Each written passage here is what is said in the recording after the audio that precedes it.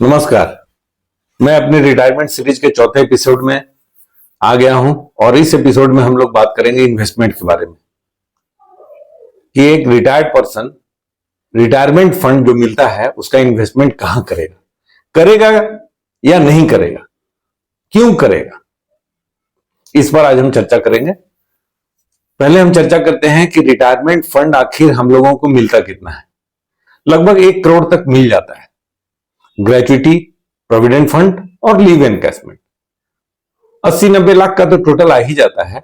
यहां पर एक बात मैं कहना चाहूंगा और उन लोगों को एडवाइस भी करना चाहूंगा कि जो लोग आज नौकरी में हैं उनको अपना पीएफ कंट्रीब्यूशन जो बाय डिफॉल्ट 10% ऑफ बेसिक है उसको बढ़ा के रखना चाहिए। 25% तक हम बढ़वा सकते हैं तो 25% तक बढ़ाना ही चाहिए। अगर 10 साल की नौकरी बाकी है तो लगभग 10 साल का डिफरेंस आ जाता है। हम आगे की चर्चा के लिए बात करेंगे कि रिटायरमेंट फंड जो लगभग 1 करोड़ रुपए मान के चलते हैं जो प्राप्त होता है उसका इन्वेस्टमेंट क्यों करें। आखिर ये इन्वेस्टमेंट का आइडिया आता कहां से है? क्या होता है जब हम रिटायर करने वाले होते हैं तो कुछ महीने पहले से ही हम लोग जोड़ने लगते हैं और अगल बगल के हमारे स्टाफ सदस्य हमको मदद करते हैं कि पीएफ इतना मिलेगा, अभी 2 महीना बाकी है उसका भी फंड आ जाएगा। लगभग जोड़ के हम लोग हिसाब निकालने लगते हैं कि कितना हमको फंड मिलेगा और उसी समय बहुत से आइडियाज पोर करने लगते हैं, बताने लगते हैं। लोग कोई कहता है जमीन खरीद लो, कोई कहता है म्यूचुअल फंड में लगा दो, कोई कहता है शेयर खरीद लो। आखिर ये क्यों? यहां पर 1 मिनट रुकना है और अपने बारे में सोचना है कि अभी तक हमको जो मंथली सैलरी मिल रहा था, जो करीब 1 लाख, 1.25 लाख, 1.5 लाख जो भी मिल रहा था, मेरा घर परिवार, मेरा खर्च उसी में चल रहा था। लेकिन अब रिटायरमेंट के बाद मेरा पेंशन अमाउंट जो होगा लगभग 60,000 के करीब होगा। तो बाकी जो खर्च होंगे उसको हमको इसी पैसे से मैनेज करना है और अपने भविष्य के लिए पैसा बचा के भी रखना है। बहुत लोग आइडिया देने लगते हैं, इधर इन्वेस्ट कर दो, उधर इन्वेस्ट कर दो। मैं दावे के साथ कहता हूं कि अब जितनी उम्र बाकी है उसमें आप उस 1 करोड़ को 2 करोड़ नहीं कर दीजिएगा और 1 करोड़ को 2 करोड़ करने के चक्कर में बहुत सा टेंशन ले लीजिएगा। इसलिए उस तरफ सोचिए ही मत। हम कितने साल जिंदा रहते हैं? लाइफ एक्सपेक्टेंसी इंडिया का 70 ईयर्स है, यूनाइटेड स्टेट्स ऑफ अमेरिका का 77 ईयर्स है, जापान का 84 ईयर्स है। चलिए, हम लोग जिस ग्रुप से बिलोंग करते हैं, जिंदगी भर बैंक में नौकरी की, अपने सेहत के प्रति अवेयर रहते हैं, समय पर दवा लेते रहते हैं, तो लाइफ एक्सपेक्टेंसी अपना बढ़ा के 80 साल कर देते हैं। और अभी जो हमको 20 साल बिताना है, इज्जत से बिताना है, तो उसके लिए हमको और कमाने की जरूरत नहीं है। हम उसी पैसे को तरीके से अगर संभाल कर रखेंगे तो मेरा आगे का टाइम और खर्च, समय सब अच्छी तरह बीत जाएगा। मेरे हिसाब से जो 1 करोड़ का फंड आता है उसमें से 50 लाख को फिक्स कर दीजिए। अभी 8.8% इंटरेस्ट है, 9 साल में दुगना हो जाएगा। रहने दीजिए उसको, इंटरेस्ट उसी में जमा होने दीजिए।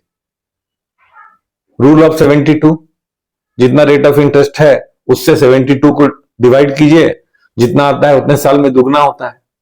50 लाख के 8.25% के डिपॉजिट पे लगभग 5 लाख, 4 लाख के करीब ईयरली इंटरेस्ट आएगा और वो मैच्योरिटी पे 10 साल पे 75,000 हो जाता है, 75 लाख हो जाता है। अब 50 लाख तो फिक्स डिपॉजिट में गए, वो कंटीजेंसी फंड हो गया मेरा। 30 लाख को मंथली इंटरेस्ट पे आउट पे रख दीजिए, करीब 18,000 के लगभग आएगा।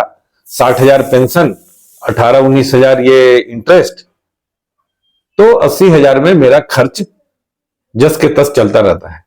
होता क्या है कि हम रिटायर तो कर जाते हैं, मंथली सैलरी घट के पेंशन में चला जाता है 60,000 में, और खर्च तो मेरा घटता बढ़ता नहीं है, खर्च तो वही का वही, और वो दिन ब दिन बढ़ेगा ही। 80,000 में लगता है मंथली एक्सपेंसेस और छोटी मोटी जरूरतें पूरी हो जाती हैं। बच गया 20 लाख। 10 लाख अकाउंट में रहने दीजिए, सेविंग प्लस अकाउंट में मॉड बना रहेगा, उसका इंटरेस्ट हमारा फिक्स डिपॉजिट का इंटरेस्ट मिलता रहेगा उसमें। उसको भी 10 लाख को एक मॉड बना के नहीं रखिए, उसको 2 लाख 2 लाख 2 लाख करके बांट दीजिए। धीरे धीरे देखिएगा, LIFO FIFO, first in last out, first in first out जो सिस्टम है, तो लास्ट इन फर्स्ट आउट में पहले 1-2 लाख वाला खत्म होगा, फिर दूसरे 2 लाख को हाथ लगेगा। अब बच गए 10 लाख रुपए। उस 10 लाख का क्या कीजिएगा? इन्वेस्टमेंट का कीड़ा जो काट रहा है, उस कीड़े के सेटिस्फैक्शन के लिए उस 10 लाख का यूज कीजिए। इन्वेस्टमेंट में जाने के लिए इसलिए भी मना करता हूं कि हमने जो 30 साल नौकरी की है, अब स्ट्रेस्ड जीवन बिताया है, टेंशन में रहा है, अपने दिल की धड़कन का कंट्रोल अपने ऑफिस को दिया है, उसी के हिसाब से दिल का धड़कन बढ़ता था, कभी घटता था। अब हम रिटायर कर गए, फ्री हो गए, शांति से रह रहे हैं, तो अब नया नया इन्वेस्टमेंट, नया नया आइडिया में जाके और इन्वेस्ट करेंगे, तो फिर अपने दिल की धड़कन का कंट्रोल उस इन्वेस्टमेंट को दे देंगे। वो घटेगा तो ये भी धीरे हो जाएगा, वो बढ़ेगा तो ये भी तेज हो जाएगा। लोग हमेशा आइडिया देते रहते हैं म्यूचुअल फंड में। ये सब चीजें हैं यंग एज में इन्वेस्ट करने का। हमने आपने भी किया है, हमने आपने भी कर रखा है, फंड अभी तक है हमारे पास। उसका ठीक से हिसाब किताब कीजिए, जो बढ़िया ग्रोथ में नहीं है उसी को चेंज कीजिए, उसी में मन लगाइए। इस तरह इस अपने 1 करोड़ को मैनेज कीजिए, कुछ म्यूचुअल फंड में लगाइए, कभी निकालिए, डालिए, मन लगता रहेगा। एक चीज याद रखिए, बुढ़ापे में अगर इज्जत पानी है तो 2 चीज जरूरी है, एक सेहत और एक पैसा। तो इन्वेस्टमेंट के दौड़ में घुस मत जाइए। हमेशा इस चीज का भान रखिए कि आप रिटायर कर गए हैं, अब संयमित जीवन बिताना है। और मुझे लगता है कि इस तरह से बिना टेंशन के जीवन यापन किया जा सकता है। स्वस्थ रहिए, मस्त रहिए। नमस्कार।